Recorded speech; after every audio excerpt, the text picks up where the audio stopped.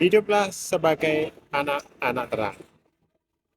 Itulah tema MTPJ minggu ini. Hidup sebagai anak-anak terang itu mudah atau mudah, saudara? Mudah atau sulit ya? Nah, bacaan kita adalah Efesus 5 ayat 1 sampai 21. Realitanya banyak ya dari kita, pelayan-pelayan Tuhan, hamba-hamba Tuhan yang jatuh ke dalam dosa. Ya, memang roh kuat, tapi daging lemah. Nah, biasanya seperti itulah yang menjadi alasan orang-orang itu jatuh ke dalam dosa. Namun sebenarnya apakah kita mampu hidup sebagai anak-anak terang? Apakah kita punya modal, punya kapasitas hidup sebagai anak-anak terang? Mari kita lihat yang berikut ini. Nah, sebenarnya Paulus dalam Efesus 5 ini sudah memberikan ya panduan yang jelas tentang bagaimana hidup sebagai anak terang. Mari kita lihat. Yang pertama, hidup sebagai anak-anak terang itu ya menjadi peniru Tuhan ya. Efesus 5 ayat 1 sampai 2 ya. Yang menyatakan bahwa kita harus meniru Tuhan seperti anak-anak yang terkasih dan hidup dalam kasih seperti Kristus yang telah menyerahkan dirinya untuk kita. Kemudian yang kedua kita lihat di Efesus 5 ayat 3 sampai 7, menjauhi dari perbuatan kotor ya. Paulus mengingatkan bahwa pornifikasi, kotoran dan kebohongan tidak seharusnya ada di antara kita. Nah, sebagai anak-anak terang, kita tidak boleh terlibat dalam hal-hal tersebut. Nah, berikutnya kita lihat Efesus 5 ayat 8 sampai 12 ya. Ini yang ketiga ya, yaitu berbicara dengan bijak.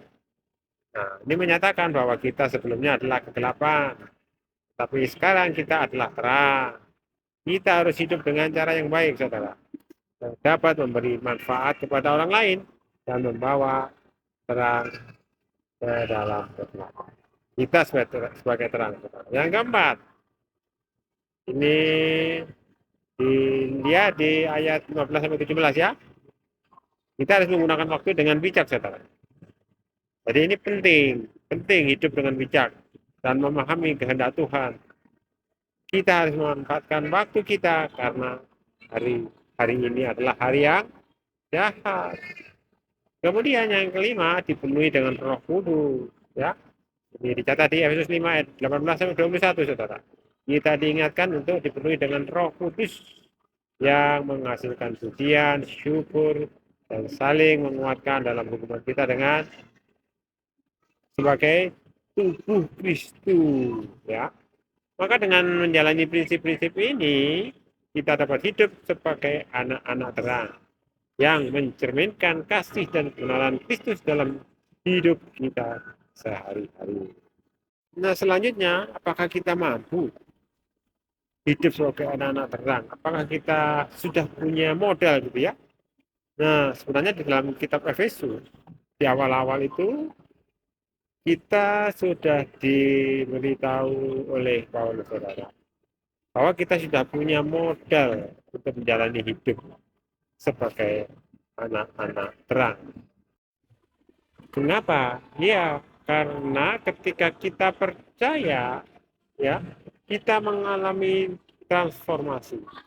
Kita percaya kepada Kristus, maka kita mengalami transformasi. Efesus 2 ayat 1 sampai 5 menjelaskan bahwa meskipun kita dahulu mati karena pelanggaran, Allah menghidupkan kita bersama dengan Kristus. Nah, transformasi ini memberikan kita kekuatan untuk hidup dalam terang. Ya, kita sudah punya identitas ya, identitas sebagai anak-anak Tuhan. Nah, ini dijelaskan di Efesus 1 ayat 5. Disebutkan bahwa kita diadopsi menjadi anak-anaknya. Jadi kalau sudah menjadi anak Allah, seharusnya kita mencerminkan perilaku sebagai anak-anak Allah, anak-anak terang. Ya, dengan identitas ini, kita dipanggil untuk hidup sesuai dengan karakter dan nilai-nilai Tuhan sebagai terang, saudara. Nah, Kita juga sudah dikaruniai oleh kuasa Roh Kudus. Kita tidak hidup dalam kekuatan kita sendiri, saudara, tetapi dipenuhi dengan Roh Kudus. Kalau Roh Kudus sudah bekerja dalam diri kita, kita menyerahkan hidup kita ke dalam Roh Kudus, maka kita bisa hidup sebagai anak-anak terang. Karena apa? Karena Roh Kudus sendiri yang bekerja dalam hidup kita. Oleh karena itu, kita perlu menyadari identitas kita, kesadaran kita bahwa kita sudah ditebus, kita sudah menjadi anak-anak Allah. Sehingga dengan kesadaran ini, kita bisa melakukan, bisa bertindak sebagai anak-anak terang. Nah, hal-hal tersebut menunjukkan bahwa melalui Kristus, sekali lagi melalui Kristus, identitas kita sebagai anak-anak Tuhan serta kuasa Roh Kudus, kita sebenarnya sudah memiliki segala yang diperlukan untuk hidup sebagai anak-anak Tuhan. Nah, itu tadi kesadaran bahwa kita sudah ditebus, kita sudah disucikan, kita sudah menjadi anak-anak Allah. Itu akan membuat kita bisa sebagai anak-anak terang dengan kekuatan Roh Kudus. Tuhan Yesus memberkati saudara. Amin.